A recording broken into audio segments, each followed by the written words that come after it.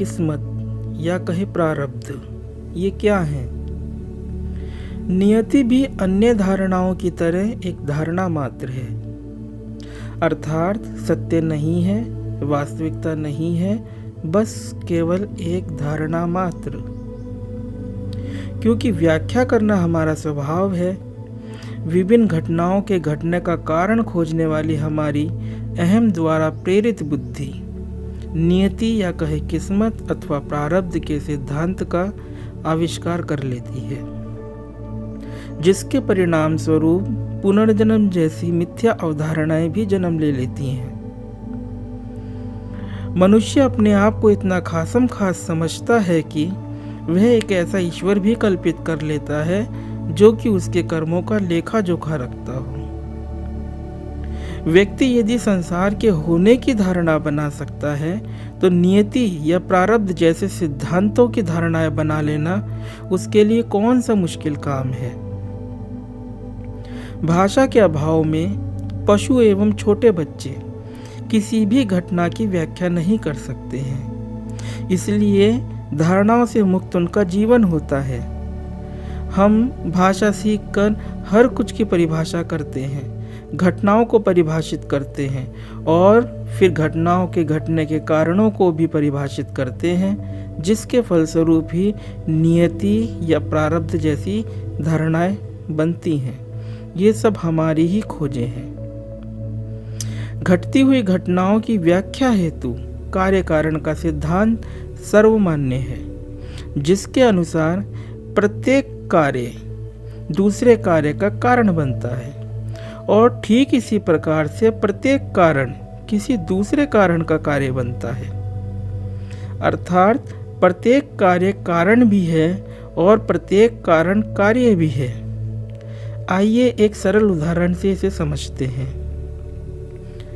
किसी एक व्यक्ति ने दूसरे व्यक्ति को गाली दी तो दूसरे ने भी पहले को पलटकर गाली दी, फिर पहले ने दूसरे को मुक्का मारा तो दूसरे ने लात जमा दी। अब इस पूरे घटनाक्रम को कार्य कारण के सिद्धांत के दृष्टिकोण से देखते हैं।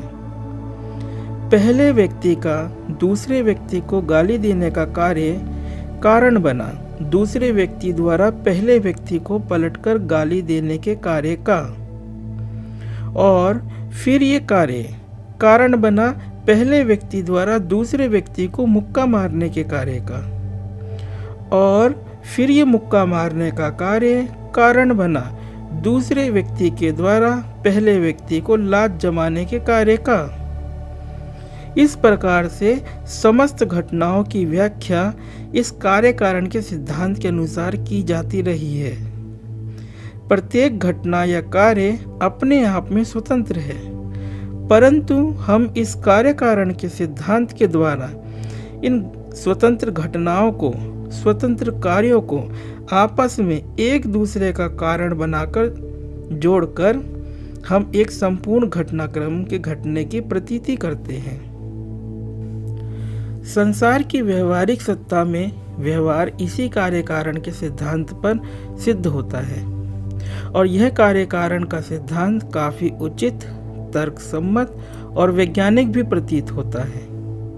परंतु यदि आप गौर करें कि अभी जिस उदाहरण द्वारा कार्य कारण के सिद्धांत को समझाया गया है, उस उदाहरण में एक कारण और उससे निर्मित दूसरे कार्य या फिर एक कार्य और उससे निर्मित दूसरे कारण के मध्य कोई भी बड़ा फासला नहीं है। सब कुछ इंस्टेंट, तुरंत है।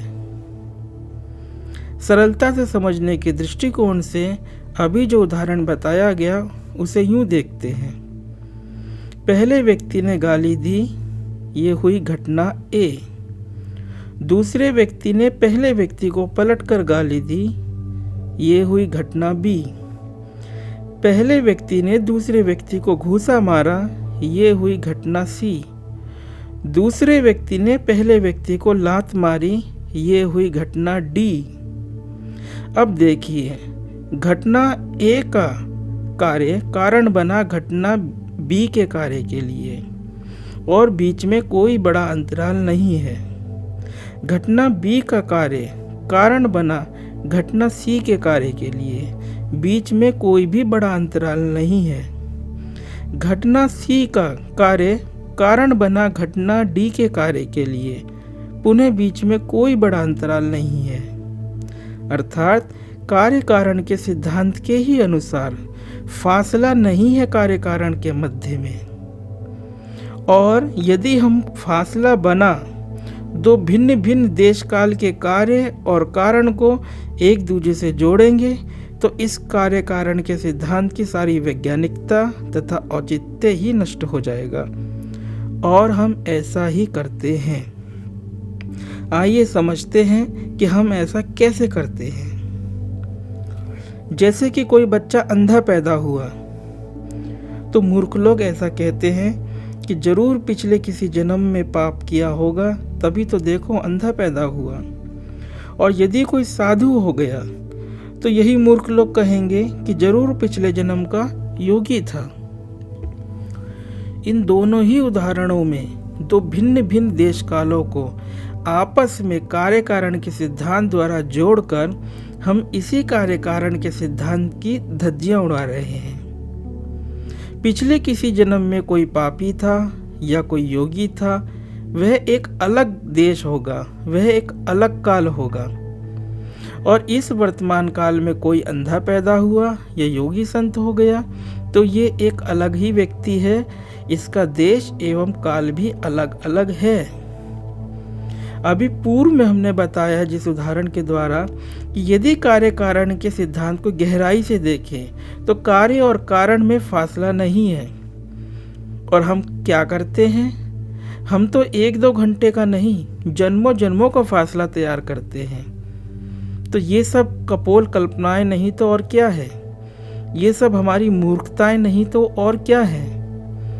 तो ये जो हमारी कपोल कल्पनाएं हैं, लोक मान्यताएं हैं, व्याख्याएं हैं घटनाओं की, इनका कार्य कारण के सिद्धांत से कोई भी लेना देना है ही नहीं। अब यदि कार्य और कारण के मध्य कोई बड़ा फासला नहीं है और एक एक घटना को श्रृंखलाबद्ध तरीके से पूर्ण होने, एक दूसरे का कार्य कारण बनते देखा जाए तो नियति या प्रारब्ध की क्या अवधारणा होगी? यही अवधारणा होगी कि जो कुछ भी घट रहा है एक कार्य है और यह कार्य तुरंत अपने किसी पिछले कारण से उत्प्रेरित होकर घट रहा है और इस प्रकार से कार्य कारण का सिलसिला चल रहा है। और मुक्ति यही है कि ऐसा जाने कि जिसके प्रति ये सब कुछ घट रहा है वह व्यक्ति मैं नहीं हूँ। हम ये सोचते हैं कि हम किन्हीं 84 लाख योनियों में से गुजरते हुए कई जन्म धारण कर चुके हैं, कई बार मृत्यु को प्राप्त हो चुके हैं और मुक्ति का अर्थ यह है कि अब हमारा जन्म नहीं होगा, अब पीछा छूटा।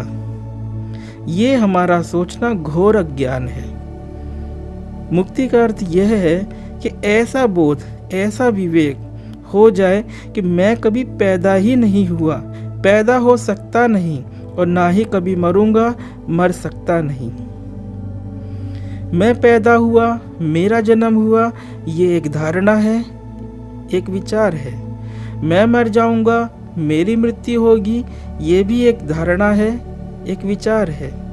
मैं इतने वर्षों तक जिया, ये भी एक धारणा है, एक विचार है। कार्य कारण का सिद्धांत भी एक धारणा है, एक विचार है और नियति, प्रारब्ध, किस्मत भी एक धारणा है, एक विचार है। ओम।